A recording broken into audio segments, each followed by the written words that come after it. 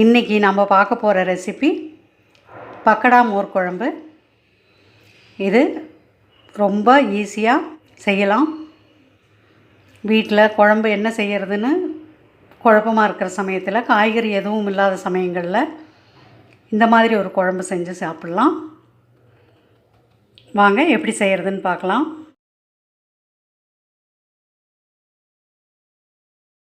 பக்கடா மோர் குழம்பு செய்கிறதுக்கு முதல்ல நம்ம பக்கடாக்கு ரெடி பண்ணிக்கலாம்.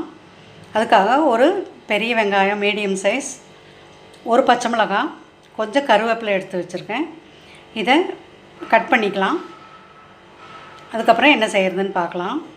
பாருங்கள், வெங்காயம், பச்சை மிளகாய், கருவேப்பிலை எல்லாம் க்ளீன் பண்ணி கட் பண்ணி வச்சாச்சு. எல்லாத்தையும் ஒரு பவுலில் போட்டுக்கலாம். பக்கடா செய்கிறதுக்கு தேவையான கடலை மாவு போட்டுக்கலாம்.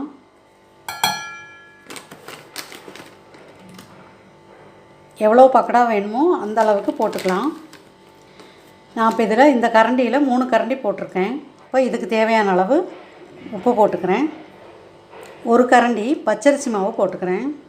கிறிஸ்பியாக இருக்கிறதுக்காக பச்சரிசி மாவு சேர்க்குறோம். இப்போ இதை கொஞ்சம் கொஞ்சமாக தண்ணி தெளித்து போண்டா பதத்துக்கு கலந்துக்கலாம். பாருங்கள், கலந்து வச்சுருக்கேன்.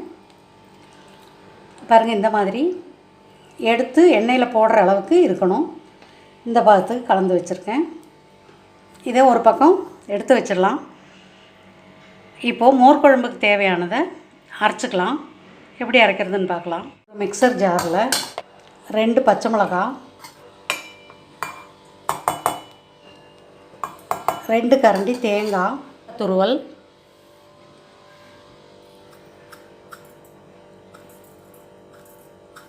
அரை ஸ்பூன் சீரகம், அரை டேபிள் ஸ்பூன் பச்சரிசி மாவு. பச்சரிசி மாவு இல்லைன்னா நீங்கள் பச்சரிசி கூட போட்டுக்கலாம்.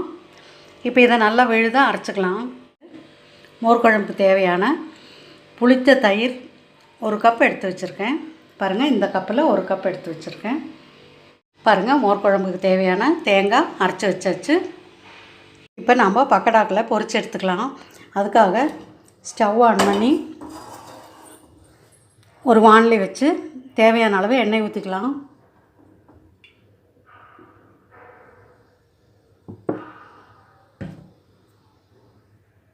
எண்ணெய் நல்லா காயட்டும். பக்கடாக்கில் பொரிச்சு எடுத்துக்கலாம். எண்ணெய் காஞ்சிருச்சு. இப்போ மாவில் இருந்து கொஞ்சம் கொஞ்சமாக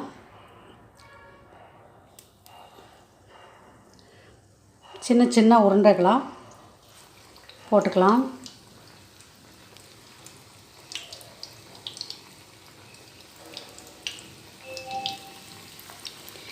இதே மாதிரி எண்ணெய் கொள்கிற அளவுக்கு போட்டுக்கலாம்.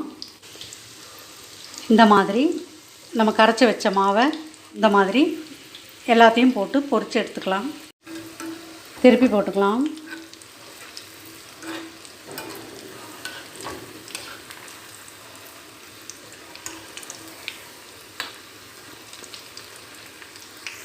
பாருங்கள், பக்கடா நல்லா செவந்து வந்துருச்சு. இப்போ இதை எடுத்துக்கலாம்.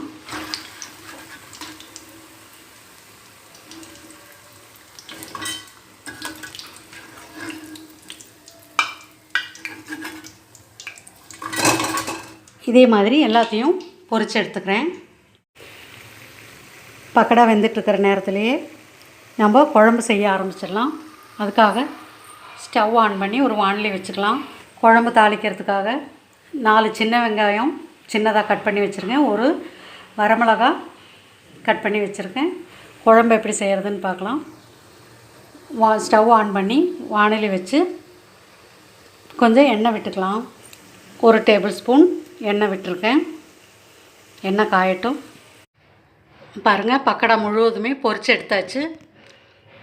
உங்களுக்கு எவ்வளோ தேவையோ, குழம்புல போடுறதுக்கு எவ்வளோ தேவையோ அவ்வளோ போட்டுக்கலாம்.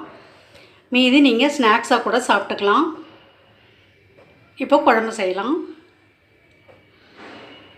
எண்ணெய் காஞ்சிட்ருக்கு. பாருங்கள், 3 கரண்டி கடலை மாவில் இவ்வளோ பக்கடா வந்திருக்கு.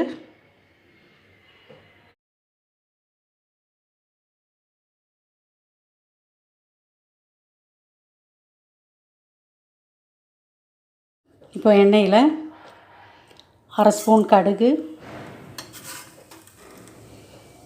கொஞ்சமாக வெந்தயம், கடுகு, கொஞ்சமாக வெந்தயம், சின்ன வெங்காயம், கருவேப்பிலை, வரமிளகாய் போட்டிருக்கேன். இப்போ இதை நல்லா செவக்க வதக்கிக்கலாம். பாருங்கள், சின்ன வெங்காயம் வதங்கிருச்சு. இப்போது கொஞ்சமாக பெருங்காயத்தூள் போட்டுக்கிறேன். நம்ம அரைச்சி வச்சுருக்கிற தேங்காய் விழுதை சேர்த்துக்கலாம். கொஞ்சம் தண்ணியோட கலந்து ஊற்றிக்கலாம். 1/4 ஸ்பூன் மிளகாத்தூள், 1/2 ஸ்பூன் மஞ்சத்தூள்,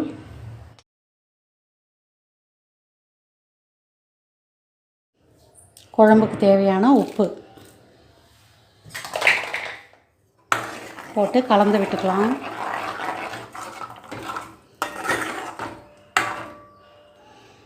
இது நல்லா 2 நிமிஷம் கொதிக்கட்டும். குழம்பு கொதிச்சிட்ருக்கு. இப்போ நல்லா கொதிச்சிருச்சு.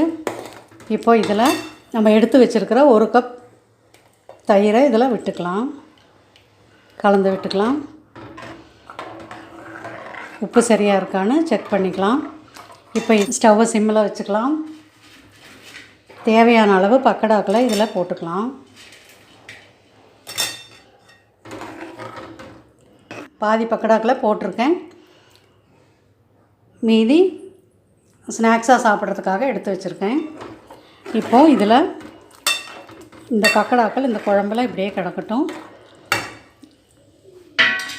மோர் குழம்பு எப்போவுமே கொதிக்கக்கூடாது.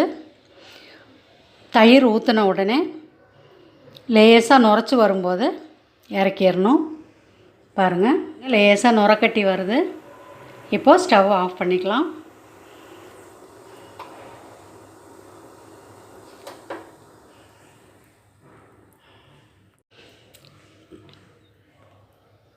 பாருங்கள், பக்கடா மோர் குழம்பு சூப்பராக ரெடி ஆயிடுச்சு. இது சாதத்தோடு சேர்த்து சாப்பிட ரொம்ப டேஸ்டியாக இருக்கும். காய்கறி இல்லாத சமயத்தில் ரொம்ப எளிதாக இந்த குழம்பு செய்யலாம். நீங்களும் இதே மாதிரி செஞ்சு சாப்பிட்டு எப்படி இருக்குன்னு சொல்லுங்கள். மீண்டும் அடுத்த ரெசிபியோடு உங்களை சந்திக்கிறேன்.